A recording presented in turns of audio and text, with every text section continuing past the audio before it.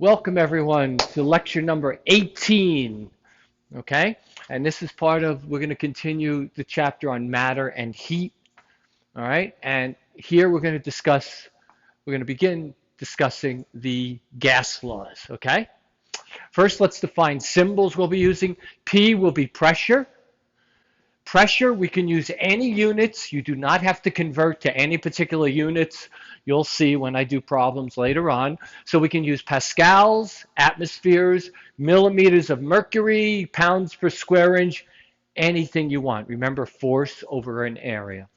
V, capital V, is volume, not velocity. Okay? And once again, we can use any units we want. Milliliters, centimeters cubed, meters cubed, inches cubed, liters, anything you want. You do not have to convert to any particular units when we do the gas laws, okay? Any units are fine.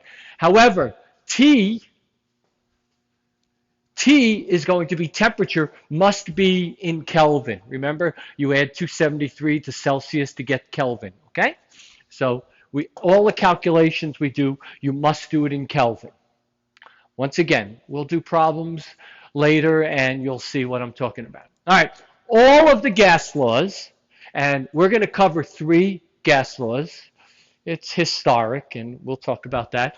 All the gas laws come from one equation, and that is the pressure times the volume divided by temperature is unchanged, is the constant.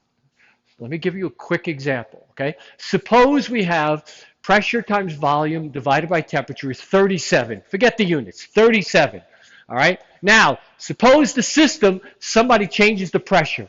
Well, the volume, temperature, something else must change so that PV over T remains 37. Does everybody understand? No matter what happens to this system, this particular example, PV over T must be 37. Does not change. You can change P, you can change V, you can change T, but the ratio PV over T must be 37. That's what it means to be a constant. Another way of saying this, I call this equation 1, is the pressure initial, pressure 1, volume 1 divided by temperature 1, Kelvin, is equal to pressure 2, volume 2 over temperature 2. I'll call this equation 1, and this is another way of saying PV over T is a constant. The first law we study historically, we'll say, is Boyle's Law, named after this guy named Boyle, okay? And Boyle's Law simply states that you're keeping the temperature constant. T1 equals T2, just T. They cancel out, and we're left with P times V is equal to P times V. P1 V1 is P2 V2, okay? This law is known as Boyle's Law. And I have really silly ways of remembering these laws. You remember them any way you want. I try not to offend you. But here, Boyle's Law deals with temperature, constant temperature. Temperature, if you have a boil on your butt, it means the temperature is too great, okay? Boil, temperature, butt. Boil on your butt. Boil so sore. Boyle's Law, temperature, okay? Boil, constant temperature. So we're left with, when we take T out, P1 V1 is P2 V2. Now this is an important law, important because this is an example of an inverse square law. I wrote law. Inverse square, oh, not square, just inverse. Sorry, I said that wrong. Inverse law. It's an inverse law or inverse relationship. Okay, what does that mean? P1 V1 equals P2 V2.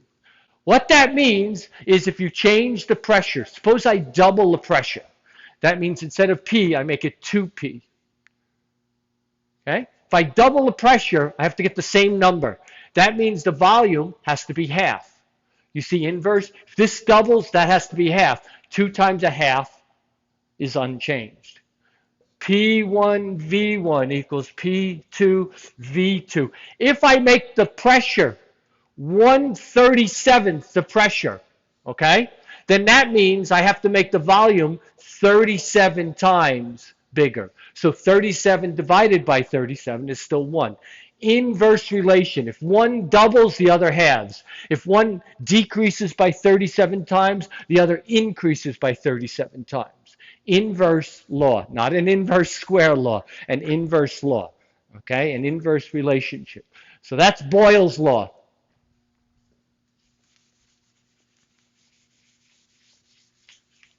The second law that we'll talk about is if V1, I'll do this, I'm sorry, is if the pressure P1 equals P2 equals a constant.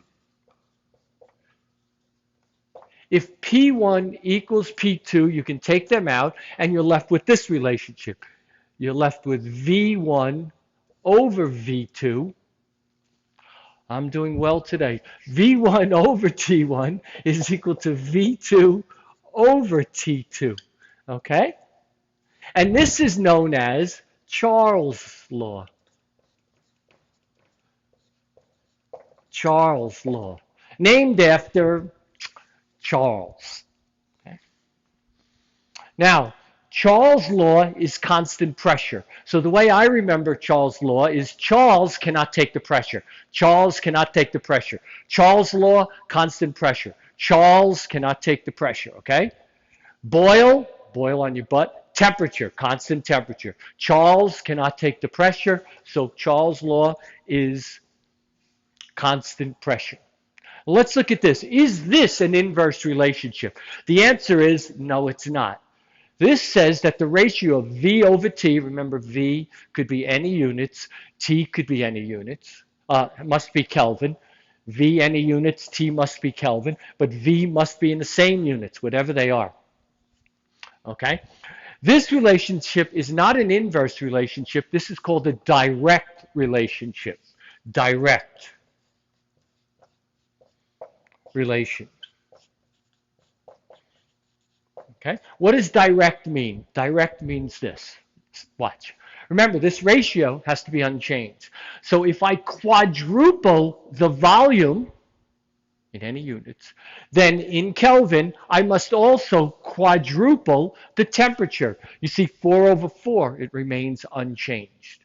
So whatever I do to V, I do to T. It's a direct relationship. If I change the volume by 1/12, then clearly the temperature must also decrease by 1/12 Kelvin. 1/12 divided by 1/12 remains unchanged. This is a direct relationship, okay? Direct. And this is known as Charles' law. Okay? Finally, the third law,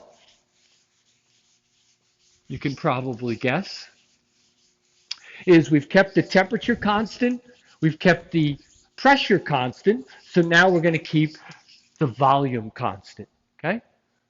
The third law. If V1 equals V2, okay, which is a constant,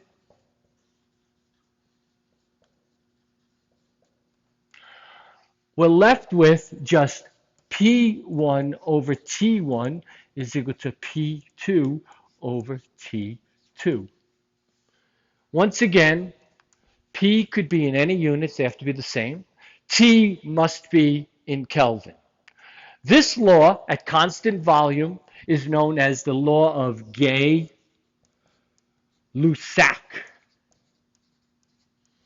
Okay, Gay-Lussac.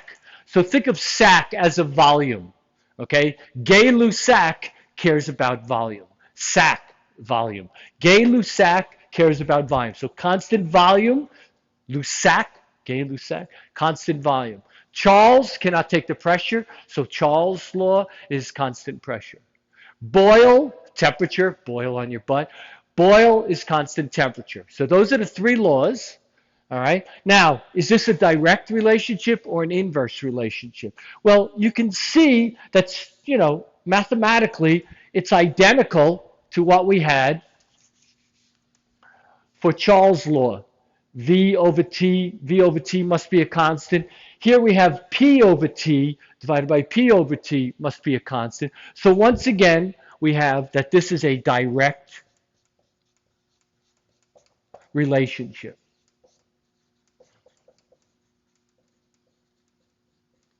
Okay. What we'll do in the next video is I'll do some problems with you.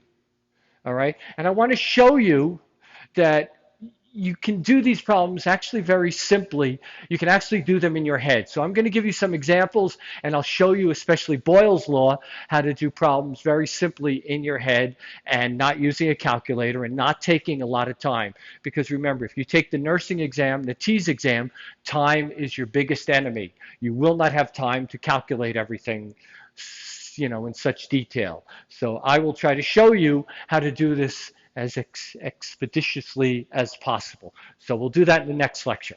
Okay, see ya.